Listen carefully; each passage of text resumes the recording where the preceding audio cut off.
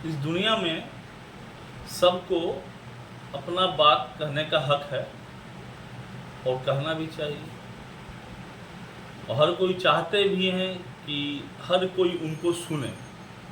बड़ी विडंबना वाली विषय है, हर कोई चाहता कि हर कोई उनको सुने, लेकिन हमें भी कभी कभी सुनना चाहिए। ये चीज़ समझने में थोड़ी लोगों को परेशानियां होती हैं, लेकिन ज़िंदगी है और कब कहाँ कितना बोलना चाहिए ये आपकी विवेक के ऊपर निर्भर करता है।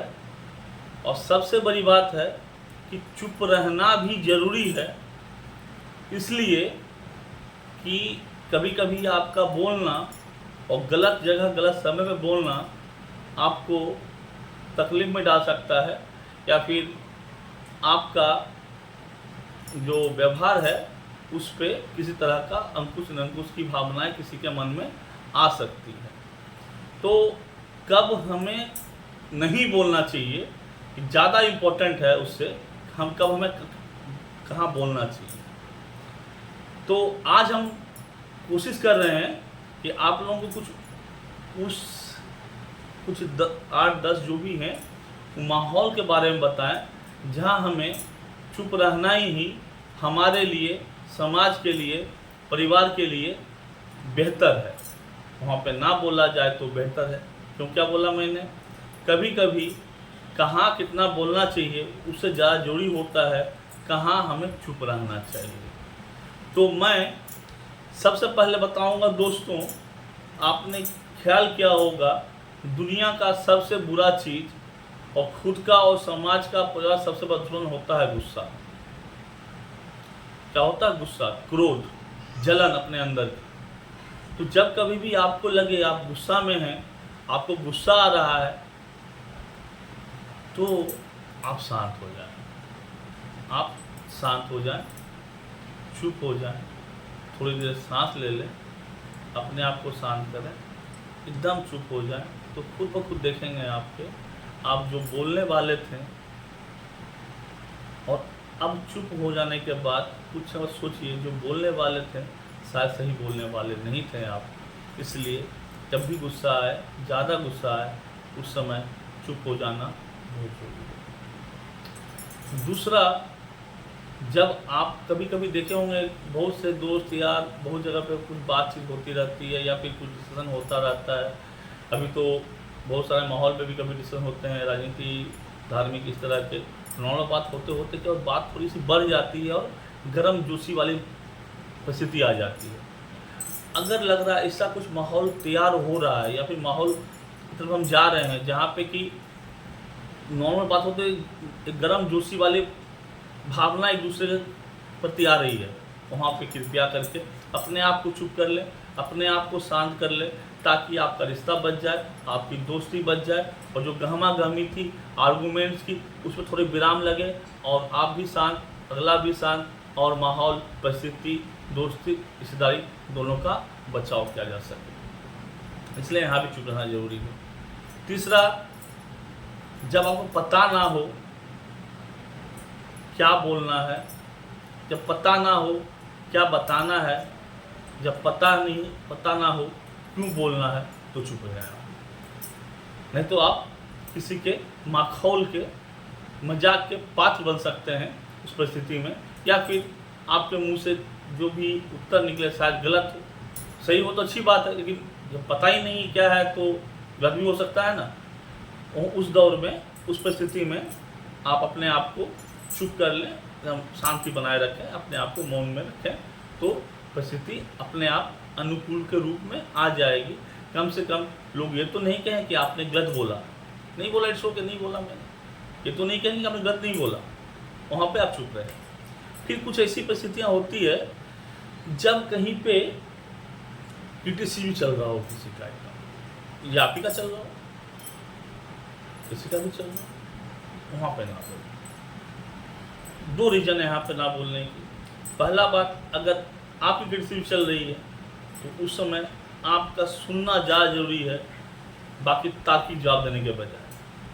क्या वो आपके बारे में बोल रहे हैं, कि आपके बारे में भावनाएं हैं, कि आपके बारे में उनकी चिंताएं हैं, वो अगर आप जान लेते हैं तो ज़्यादा बेहतर है। तो उस टाइम आप चुप रहिए, चीज़ को पूरा सुनिए। और अगर किसी और की निंदा बुराई चल रही है तो ना करने में ही अच्छा ही है, ना ही बोले तो अच्छा है। क्या जरूरत है किसी की बुराई करने की, शांत हो रहे।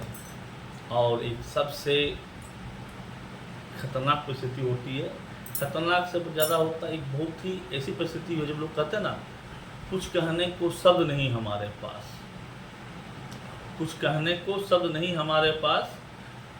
वो परिस्थिति बहुत ही मैंने चिंता वाली होती है, और अपने अंदर ही एक दोनों मुँह परिस्थिति बना देती है, क्या करें क्या ना करें, क्या कहें क्या ना कहें, कैसे कहें। जब कोई व्यक्ति दुख व्यक्त कर रहा हो या कोई शोक में हो, अति शोक में हो, तो आप भी जानते हैं उस वक्त कुछ कहना बहुत भारी पड़ता है, या फिर जुबान में शब्द नहीं आते हैं या कभी वाक्य नहीं आते हैं। उस वक्त जितना कम बोल के अपनी सहानुभूति से देख के आ जाएं तो उतना ही बेहतर होता है, क्योंकि उस समय जो आप बोलेंगे वो शायद ले ना पाएंगे, ना सुन पाएंगे, ना समझ पाएंगे, और पता नहीं आप क्या बोल जाएंगे। बेहतर है जब कोई शोक में, संताप में हो, तो सहानुभूति जितने कम शब्दों में दी जाए उतनी ही सबके लिए अच्छी चीज़ है। और एक चीज़ होती है निगोशिएशन की बात। जब कोई आप डील कर धंधा बहुत बिजनेस में बहुत सारे दोस्त होंगे हमारे, डील करते होंगे बिजनेस में, दुकानदारी में मोल भाव तो होता ही रहता है। तो कभी कभी क्या होता है ना, आपने कुछ बोला या उसने कुछ बोला, आप तराक से कुछ जवाब दे दिए। कभी कभी क्या होता है, कुछ क्षण चुप रहने में भलाई होती है। शायद उसे आपका सामान पसंद है, वो शायद अगर आप दाम कम ना करें तो भी शायद अगला ले ले, शायद ले ले। तो थोड़ा सा एक गैप, एक पॉज, थोड़ा चुप रहना उस वक्त जरूरी है, माहौल को समझते हुए। जब तक अगला प्लान ना कर रहा हो, नेगोशिएशन जगह चल रही है, तो जितना आप कम बोलेंगे उतना आपके दृष्टिकोण से आपकी अच्छाई है, जितना अगला कम बोलेगा उसके दृष्टिकोण से उसके लिए अच्छाई है। इस जगह पे भी थोड़ा सा अपने आप को चुप रहना बहुत जरूरी होता है। और एक परिस्थिति होती है बड़ी, लोगों को बड़ा मज़ा आता है, बड़ा मज़ा आता है लोगों को। कौन सी परिस्थिति? गॉसिप, गप्पे, क्या बोलते हैं, पीएनसीपी, पर चर्चा पर निंदा, दरादर चल रहा है, अभी उसकी कभी उसकी, कभी जिसकी कभी तिसकी, कभी किसकी कभी उसकी, पता नहीं किस किसकी। इन सब चीज़ों में कम बोलना ही अच्छा होता है, क्योंकि कब कौन सी गॉसिप कहाँ ब्रेकिंग न्यूज़ बन जाएगी वो तो पता नहीं है। अब ब्रेकिंग न्यूज़ किसके मुंह से, किसके नाम से बनेगी वो भी पता नहीं है। तो क्यों फटे में टांगा रहना भाई। कृपया करके उस 2-4 परिस्थिति जो बता रहा हूँ मैं, उन परिस्थितियों में चुप रहना ही जरूरी है। उसमें से एक परिस्थिति ये भी है, जब गॉसिप चल रही हो, कुछ और चल रही हो, तो खामोश रहना ही या कम बोलना ही सेहत के लिए स्वास्थ्यवर्धक है। कभी कभी ऐसा भी होता है, आदमी खुद पे भरोसा नहीं होता, मालूम है, लेकिन खुद पे डाउट चल रही है, क्या करें क्या ना करें, क्या बोलें ना बोलें, बोलें कि ना बोलें। सब जख्मी दवा खामोशी है। आराम से चुप रहिए, उस परिस्थिति में चुप रहिए, शांत रहिए, देखिए क्या होता है क्या नहीं होता, फिर देखा जाएगा। फिलहाल के लिए उस वक्त आप कुछ ना बोल। कभी कभी चुप रहना भी जरूरी होता है, उस परिस्थितियों में से एक ही वाली परिस्थिति भी है। और एक चीज़ परिस्थिति होती है, जैसे मान लीजिए कुछ बड़ा डिसीजन लेना है, आप कुछ बिजनेस रिलेटेड हो, लाइफ में हो, कुछ भी हो, बड़ा डिसीजन लेने वाले हैं आप, डिसीजन लेना चाह रहे हैं या लेने वाले हैं या ले रहे हैं। चुप मन ही मन शांति से बैठ के सोचिए, समझिए, खुद का डिसीजन खुद लीजिए, ना कि 10 लोगों को बोल घूम के पहले आ जाइए प्रचार करके मैं डिसीजन ले रहा हूँ, डिसीजन ले रहा हूँ, डिसीजन ले रहा हूँ, वहाँ से डिसीजन ना ले पाएँ आप। तो जब आप डिसीजन ले रहे हो तो अपने अंदर ही रखें, अपने आप तक ही रखें, चुप रहें, शांत रहें, डिसीजन ले, आराम से काम करें। ना ऐसा ना पूरी दुनिया जान के आप डिसीजन ले रहे हैं, आपने खुद बोल के मैं ऐसा कर रहा हूँ, मैं ऐसा कर रहा हूँ, ऐसा कर रहा हूँ, और जब डेट आई तो चीज़ हुआ ही नहीं, आप लेने लायक नहीं रहे, और फिर मालूम चला कि आप कुछ तो हुआ ही नहीं, बस हल्ला सब जगह हो गया कि 30 मार खाना है, यहाँ कुछ भी नहीं हुआ ही नहीं कुछ तो जब कुछ बड़ा डिसीजन लेना हो तो बेहतर है कि अपने अंदर रखें, चुप रहें, शांति से अपना काम करें, डिसीजन लें, ना कि 10, 20, 50 लोगों को बताने की ज़रूरत है मैं ले रहा हूँ, मैं ले रहा हूँ, मैं कर रहा हूँ, मैं ऐसा कर रहा हूँ, मैं ऐसा कर रहा हूँ। कोई ज़रूरत नहीं, कीजिए आप, लोग अपने आप जान जाएंगे। वहाँ पे आप शांति बनाए रखिए। और सबसे बुरी परिस्थिति जो होती है, अजी वो आपने भी जितना मैं सबके लाइफ से गुजरा हुआ परिस्थिति है, ऐसा नहीं कि मैं कोई आउट ऑफ बॉक्स बात कर रहा हूँ, हमारे यहाँ पे ज़िंदगी के जुड़े हुए कुछ परिस्थितियाँ हैं जिसे जहाँ पे मैंने निकाला कि हमें चुप रहना भी ज़रूरी होता है, उनमें से एक है। और एक आपने भी क्या होगा, कुछ लोग जब अपना कुछ शेयर करते हैं, पर्सनल शेयर करते हैं ना, कुछ कोई एक्सीडेंट की बात हो या बीमारी की बात हो या फिर कोई इंसिडेंट हो, कोई घटना दुर्घटना या कोई मजाक या कुछ भी तरह, देखिए कुछ बहुत से लोग होते हैं ऐसे बोले, अरे हाँ भाई मेरे साथ भी भाई ऐसा हुआ था, कुछ बोले हाँ भाई यार पिछले बार मेरा भी ना ऐसा ही हुआ था, बहुत क्या बोले। तो जब कोई अगला अपना एक्सपीरियंस शेयर कर रहा हो या कुछ कहानी शेयर कर रहा हो तो उसको कृपया सुने, आप चुप रहें।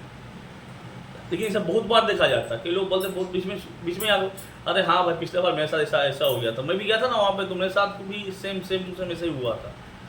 ये चीज़ बहुत गंदी लगती है, आपको भी गंदा लगता है अगर आपकी कहानी को छुपे और बोले तो दोस्तों ये कोशिश करना, ये जो 8-10 परिस्थितियाँ मैंने बताई, यहाँ पे चुप रहना बहुत ज़रूरी है। तो चुप रहना ज़रूरी है, क्यों रहना जरूरी मैंने बताया। तो कोशिश करें इन परिस्थितियों में चुप रहें, अपने आप को शांत रखें, अपने माहौल को शांत रहें और इन चीज़ों को अपने बच्चों को भी सिखाएं और आगे भी शेयर करें ताकि और भी लोग समझें कब हमें चुप रहना चाहिए या चुप रहना ज़रूरी क्यों है। Thank you.